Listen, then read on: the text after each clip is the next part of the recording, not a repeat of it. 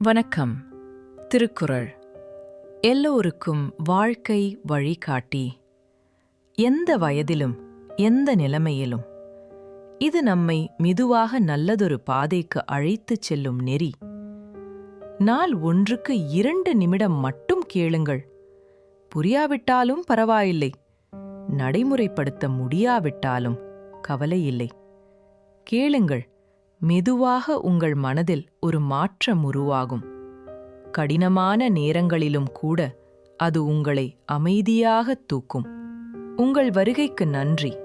Like பண்ணுங்கள், subscribe பண்ணுங்கள். வாங்க, இன்று நம்ம திருக்குறளை தொடங்கலாம். இன்றைய குறள் அதிகாரம் 14 ஒழுக்கமுடைமை. குறள் எண் 132. வணக்கம். ஒழுக்கம் என்பது உயிரை விட மேலானது என்று முந்தைய குறளில் கண்டோம்.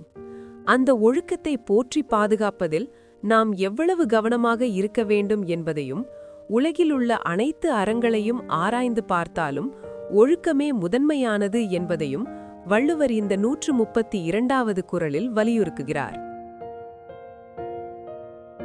பரிந்தோம்பிக் காக்க ஒழுக்கம், தெரிந்தோம்பித் தேரினும் அஃதே துணை. பலவகையான அறநெறிகளை ஆராய்ந்து பார்த்தாலும் ஒழுக்கமே ஒருவனுக்கு இறுதி வரை துணை நிற்கும் சிறந்த பண்பாகும். எனவே எவ்வளவு சிரமப்பட்டாவது அந்த ஒழுக்கத்தை ஒருவன் தன் வாழ்வில் சிதையாமல் காக்க வேண்டும். வாழ்க்கை பயணத்தில் நமக்கு எது உண்மையான பாதுகாப்பு தரும் என்று தேடினால் இறுதியில் வந்து நிற்கும் இடம் ஒழுக்கம்தான்.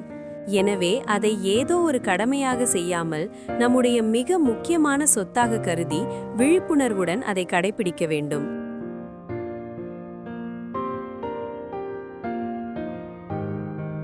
அறங்கள் பல இருந்தாலும் ஒழுக்கமே நமக்கு உற்ற துணை என்பதை அறிந்து அதனை தளராமல் பின்பற்றுவோம். நாளை அடுத்த குறளுடன் 133 சந்திப்போம். உங்கள் மனம் நிம்மதியாய், உங்கள் வாழ்வு நிலைத்ததாக இருக்க நமது சேனலுடன் இணைந்திருங்கள். வீடியோ பிடித்திருந்தால் லைக் செய்யவும் மற்றும் புதிய ஞான கருத்துக்களை பெற சப்ஸ்கிரைப் செய்ய மறக்காதீர்கள்.